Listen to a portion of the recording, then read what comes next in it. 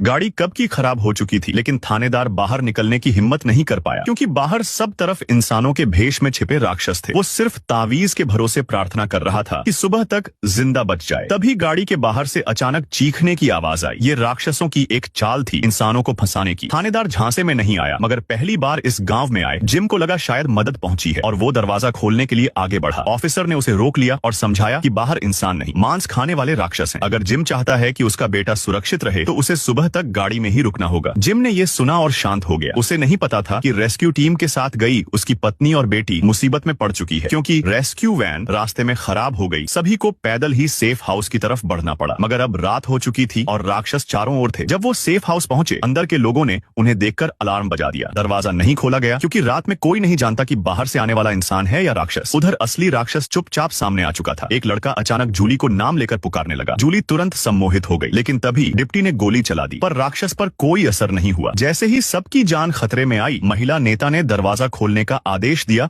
और उनकी जान बची। मगर अंदर आते ही माँ बेटी को बांध दिया गया, क्योंकि हर नए आने वाले के साथ ऐसा ही होता है, जिससे कोई राक्षस उनके बीच न घुस सके। फिर दोनों को अलग अलग करके रखा गया। महिला नेता ने समझाया कि यहाँ हर कोई किसी हादसे में फंसा है और किस्मत से वे अब तक जिंदा हैं। कई लोग रात में यहाँ पहुंचे और बिना कुछ समझे ही राक्षसों का शिकार हो गए। मगर उस औरत की चिंता खुद के लिए नहीं, बल्कि अब भी वैन में फंसे पति और बेटे के लिए थी। उधर गाड़ी के बाहर की आवाजें अब भी जारी थीं। राक्षस गाड़ी की छत तक पहुंच गए थे। अफसर ने सबको समझाया कि जब तक तावीज है वे अंदर नहीं आ सकते। डर मत फैलाओ, शांत रहो। धीरे धीरे बाहर शांति छा गई, मगर आधी रात को जिम उठकर तावीज हटाने लगा। डॉक्टर ने देखा और रोकने की कोशिश की, पर तब तक देर हो चुकी थी। लेकिन ये सब एक बुरा सपना था। रात सकुशल बीत गई और सुबह रेस्क्यू टीम आ पहुंची। सब ठीक देखकर सभी ने राहत की सांस ली। अब नए लोगों को दो विकल्प दिए गए, या तो सेफ हाउस में रहें जहां सब साथ रहते हैं, या कस्बे के मकानों में। कस्बे में रहने के लिए हर शाम तावीज चेक करना होता है और जिनके पास बच्चे हैं उन्हें खिड़कियां बंद करनी पड़ती हैं, क्योंकि राक्षस अक्सर बच्चों को बहका देते हैं। यहाँ सज्जा का भी नियम है। अगर किसी की वजह से कोई मारा गया तो उसे एक रात बिना तावीज के लोहे की कोठरी में रहना होगा, जो कि लगभग मौत का मतलब है। महिला ने पूछा, ये सजा पहले भी दी गई है क्या? पादरी ने कहा, आज पहली बार दी जाएगी। अब जिम के परिवार को रहने की जगह चुननी थी। सबको लगा चारों साथ रहेंगे, लेकिन बेटी ने अकेले सेफ हाउस चुना। शायद उसे लगा माँ बाप सिर्फ छोटे भाई से प्यार करते हैं, इसलिए उसने जिद पकड़ ली। माँ बाप ने बेटी को मनाने की कोशिश की, लेकिन अफसर ने बताया अब देर हो चुकी है, सबको अपने ठिकानों पर लौटना होगा। तसल्ली देने के लिए अफसर ने कहा कि उसका बेटा भी वहीं है और वो उसकी देखभाल करेगा। पादरी के निर्देश पर सभी चले गए और अब आई सज्जा की रात। एक आदमी जिसके वजह से उसकी पत्नी और बेटी की जान चली गई थी, उसे लोहे की कोठरी में बंद किया गया। अफसर ने 2 ताले और लगा दिए और दुआ की कि वो रात बच जाए, मगर दरवाजा बंद होते ही उसकी किस्मत भी तय हो गई। ये रात उसकी आखिरी साबित होने वाली थी।